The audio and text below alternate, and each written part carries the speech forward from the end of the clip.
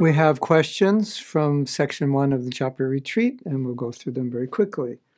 If I close my eyes and I chant, I move the beads very fast and rounds get over in 4 minutes. What to do? Probably you're skipping on your beads, and just open your eyes and look at your hands while you're chanting and see if you're skipping on your beads. 5 minutes for a round is very fast. So anything under 5 minutes, I would be suspicious that either I'm not chanting the mantra properly or I'm moving my beads. Hare Krishna, Krishna Krishna, Hare Hare, and move my bead. Hare Ram, Ram Ram, Hare Hare. So look at your beads. Or you may want to chant one round on a clicker and see how long it takes you. And if it takes you much longer, then you realize you're skipping your beads. Do I need to sit erect and chant, or can I sit in any comfortable position, even lying down? Sitting erect is best. Lying down is only if you're sick and you have no other choice. And comfortable position, yeah, you can be comfortable. If your back hurts, you can't chant, you'll be focusing on your back. But being a slouch like this, it's not good. But generally, sitting up is best. One Shastra says when your spine is erect, your mind will be erect.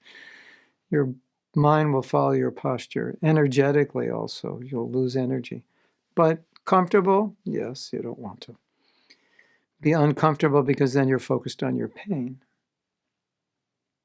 Can I walk and chant? If that helps you, yes, whatever helps. If sitting is better, sit. If walking is better, walk. Sit a little, walk a little. Main thing is to be absorbed in praying. As we said in first lesson, the real idea is we should be crying. Hare Krishna, Hare Krishna, just crying, Krishna help me. So if it helps you to be walking, stay awake, stay more alert, more energetic, that's fine.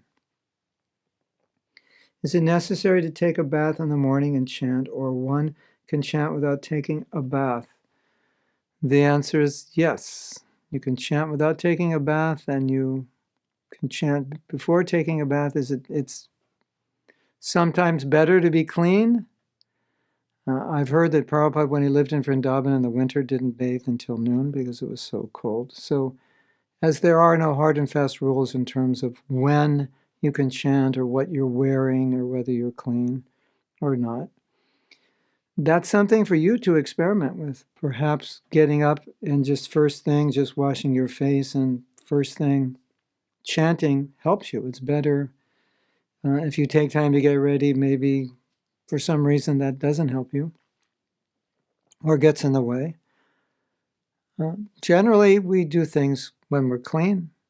That's generally what we do. We get up, we bathe, and so forth, but not absolutely necessary. And that's for you to determine. You can definitely chant good rounds in an unclean state. That's for sure. Is it okay to chant while working? When we chant, we should be chanting. And so chanting is not something you do while you're doing something else. Chanting is what you do when you're chanting, not what you do when you're working. So I think, if I understand your question correctly, I think you mean chanting while doing something else. If you mean, can I chant at work, like on my break? Yes, but is that the ideal place to chant while you're listening to other people talking? Probably not. So not understanding if it's the first or the second point, but I answered both points.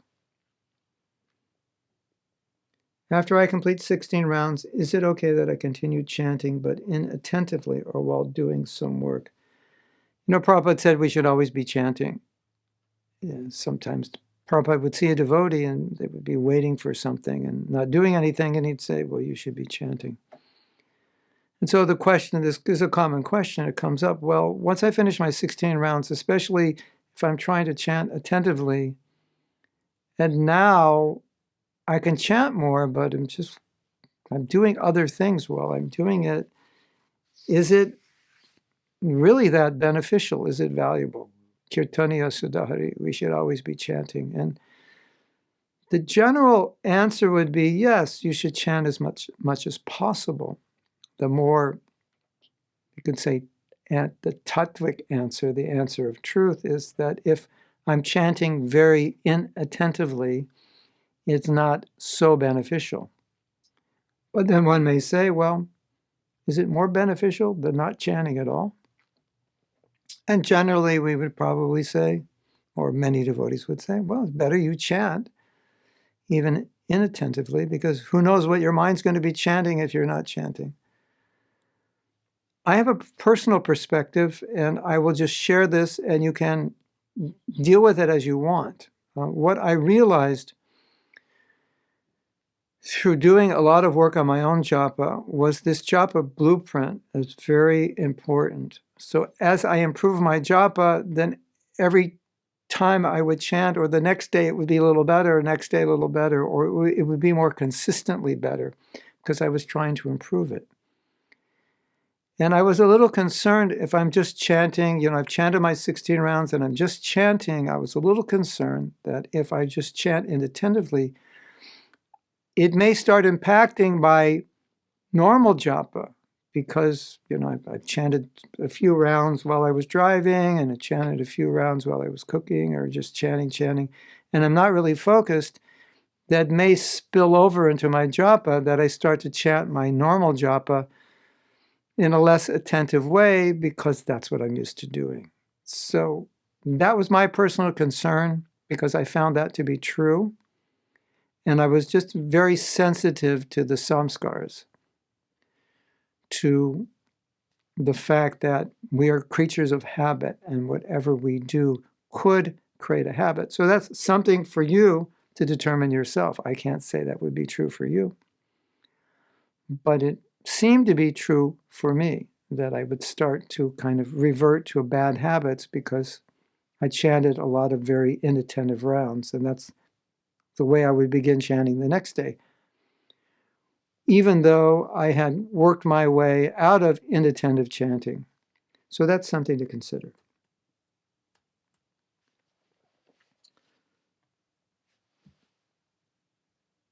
My mouth goes dry. I feel breathless after a few rounds. How to progress? I've had several devotees mention this. This is not something that's that common. I've never experienced it. And the first thought is that maybe you need to see a doctor, because to go breathless while chanting is not a heavy physical exercise. And so that's my first thought. Of course, I'm not a doctor, but I find it strange that one would go breathless. Now, what one could do is inhale more. Hare Krishna, Krishna Krishna, Hare Hare, Hare Ram, Ram Ram, Hare Hare. And you chant a few rounds, and that may help. Mouth goes dry. I can't say why. That's never happened to me. Have water with you. Drink regularly while you're chanting. I'm probably not qualified to answer this question because it sounds more like a physical problem, which perhaps a doctor could help you with. But at least you can get more air. Or maybe you're chanting too many mantras on one breath. I can't say. I wish I could advise more, but I have no experience of this personally. And it sounds like a condition that only a few devotees run into, which may be related to some physical problem or physical situation. Is it necessary to chant aloud? There are three ways of chanting. Takahari Das did 192 rounds, and 1/3 of the rounds he chanted in his mind, which means he was not saying anything, was not moving his lips, or could have moved his lips, but basically chanting in his mind.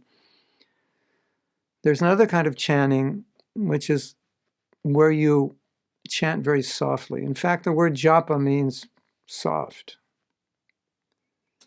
Hare Krishna, Hare Krishna, Krishna Krishna, Hare Ram, Hare Ram, Ram Ram, Hare Hare. If you have been to India, well, most of you, many of you live in India, so you have been to India, you live there. But what I meant is if you've been to temples, especially in Vrindavan, sometimes you will get Charnamrita from the Pujari, especially the Gaudiya Math temple, and you'll see he's chanting because they chant 64 rounds a day, those Pujaris, I believe.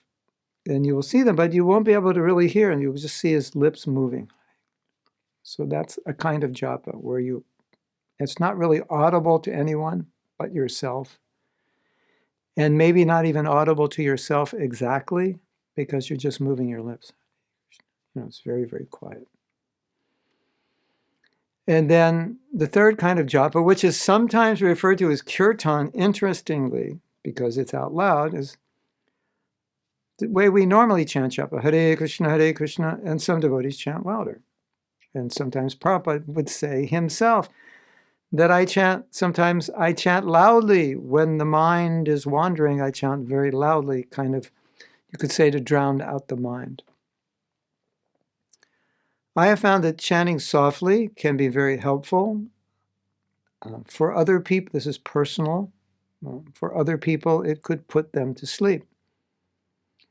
I find that sometimes chanting very loudly can be helpful in certain situations. Sometimes the devotee may feel I have an intense need and I'm praying and I just want to chant very loudly.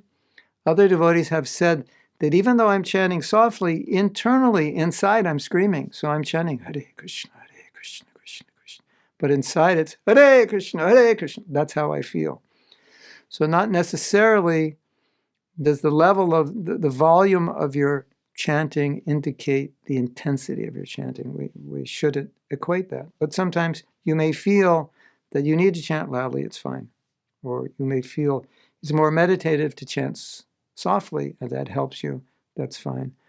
As far as chanting within the mind, Srila Prabhupada said that is reserved for very advanced devotees, and he hasn't recommended it. And the only time I've ever done that is when I was sick, or maybe in a situation where it was very awkward for me to chant out loud.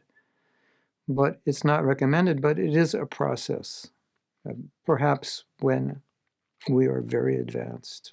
Uttama Adhikari, Mahabhagavat.